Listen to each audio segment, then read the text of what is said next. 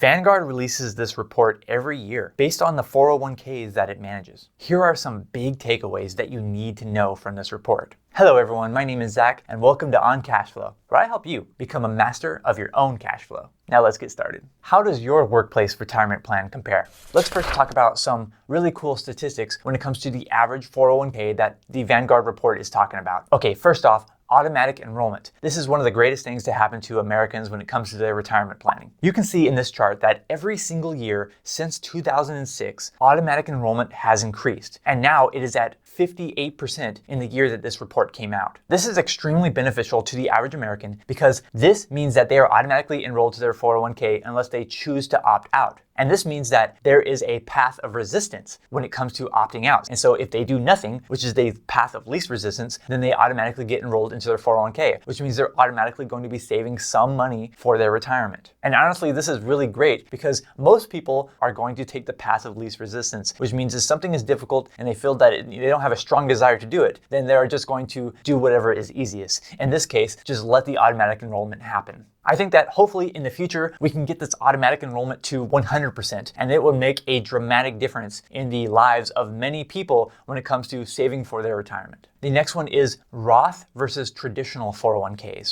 80% of plans now offer a Roth option. Only 17% of participants are utilizing that Roth option. I think the Rothification of 401ks and retirement plans in general is a really good thing because I think that Roth can be a better option for many Americans, especially those earning the median salary and below. Then Roth is probably most likely going to be the better option for them. However, I do think it's unfortunate that only 17% of participants are actually contributing to the Roth portion. And definitely, I think that at least 50% of people should be using the Roth version. It's most likely going to be the best option for them, and probably even more than that, because if you're in that income range, then your tax bill is probably not going to be that high, especially if you have children, especially if you are contributing to your retirement and all these kinds of things, because we have tax credits and incentives for that. And so their tax bill is probably low already. So the Roth version is probably better for at least 50% of Americans. In a perfect world, hopefully we'll get there one day. I think that 100% of 401k plans should be offering a Roth option. Okay, one more general overview when it comes to the 401k plans that we're going to talk about is the employer match. 95% of plans had some kind of employer contribution, and most of those plans had a match between 3 and 5% of compensation. Now, of course, I would like 100% of plans to offer an employer contribution so that everyone has pretty much a fair opportunity to getting an employer match. There are different kinds of matches or contributions that employers can offer, but I think the best one would be the non-matching combined with matching. That means that regardless of whether or not the employee contributes, the employer is going to put some, that is the non-matching. And then if the employee does contribute, then the employer is also going to match a certain percentage as well. So that offers an incentive for them to contribute to their own retirement plan. And the employer is also going to contribute more based on that decision. Currently, however, only 36% of plans offer this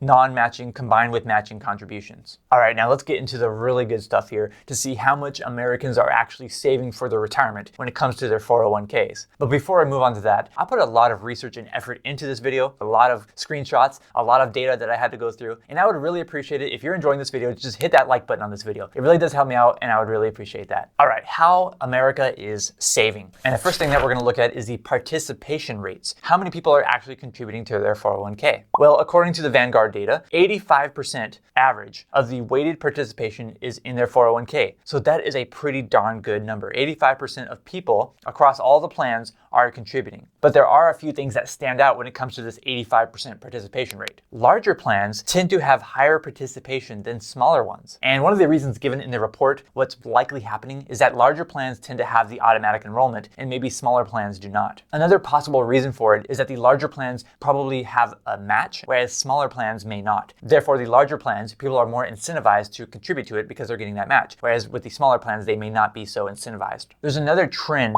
that occurs here as well, and that is that the higher your income, the more likely you are to participate in your workplace retirement plan. And the likely reason for this, stated in the report, is that when you are a higher income individual, you are going to have Social Security replace less of your income when you enter retirement. Whereas if you are a lower income individual, Social Security replaces a larger portion of your pre-retirement income. Therefore, the onus is on higher income individuals to contribute more to their retirement plans if they want to maintain their standard of living when they enter retirement. And And of course, obviously, you can say that, well, they have more money to spend, they have more money to invest. Now, that is simply participation rates, right? They are contributing something to their retirement plan, but how much are they actually saving in there? What are their savings rates? Well, depending on which figure you ask, you're going to get two different numbers. So first off, you have the average savings rate, and then you have the median savings rate, which is funny because there are actually three different kinds of averages: mean, median, and mode. The mean is what's considered the average in this scenario, and the median is going to be the middle number. I think the median is a better number to look at when it comes to how much Americans are saving in their 401ks. For the regular average, which is the mean, they are saving 7.4%.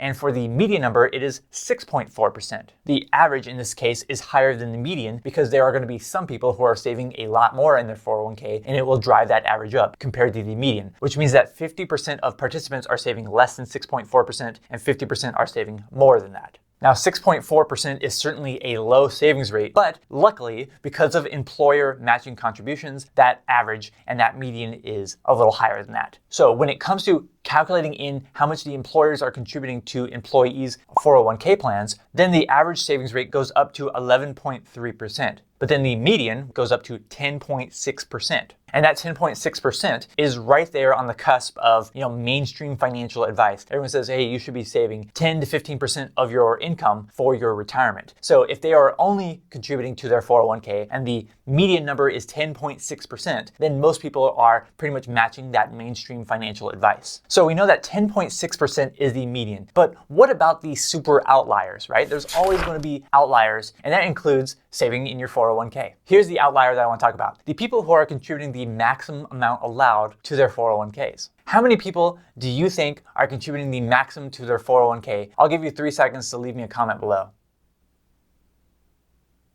Okay, you're back. Well, the answer is 15% of participants are maxing out their 401ks. And wouldn't you know it, most people who are maxing out their 401ks are the highest income earners. The maximum income that they have is 150K. So 150K or more per year, 58% of those individuals are contributing the maximum to their 401k. Maybe you would have guessed that yes, it was the higher income people who are contributing the maximum. But in the end, I personally was surprised that it was 15%. I thought it would be much lower than 15%. I actually expected less than 10%. And speaking of maxing out your 401k contributions, this does actually lead me to a nice thought here. I created a video previously on why maxing out your 401k is not the best strategy for your retirement, especially for your early retirement, because I think there are better ways that you can go about it. So if you're interested in that video, I'm going to share it again at the end of this video. All right, but getting back to the study here, let's take a look at the account balances. This is where things get really interesting. The average 401k balance from this study is $112,572. And don't forget, there are going to be some outliers that are driving that up a lot. Some people have really high account balances. So now looking at the median account balance, it is $27,376. A dramatic difference from the mean. The $27,000 account balance is a more accurate representation. Half of all people had less than that, half had more. And that is why you have to be really careful when you're looking at something that says average, because those can be driven up by outliers on either end of the spectrum. Thankfully, the data does get a little bit more granular here.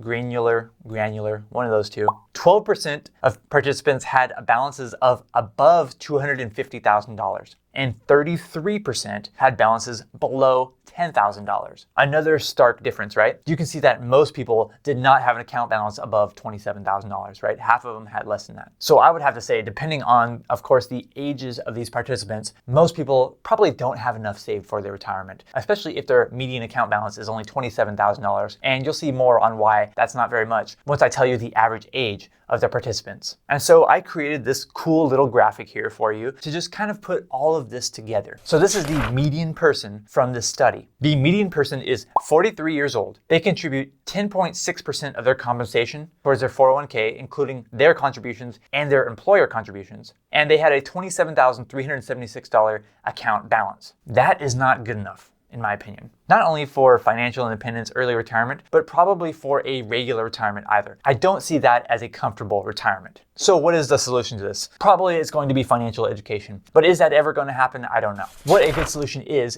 the trend that we're moving towards, right? Higher automatic enrollments. Higher automatic enrollments in how much they contribute. Maybe higher employer contributions and or more employer non-matching contributions. I think a combination of all of those could definitely help bring these account balances up definitely help more people have a more comfortable retirement in the future. But this leads me to the big question here. How does your 401k compare to the participants in this study? Please let me know in the comments below. I'm really curious to hear what you have to say. Usually, if you're watching videos like this, then you are probably on that, that outlier side. So it's going to be really interesting to see your comments. And like I mentioned earlier, I have another good video for you to watch. It's probably why you should not be primarily maxing out your 401k for your retirement. That video is going to pop up on the screen right after I get off the screen, and I'll leave it in a comment below. Thank you so much for watching this video. I'm Zach from OnCashflow.com, and I hope to see you next time. Okay, one more general overview when it comes to the 401k. There's another little or more automatic contributions. More automatic.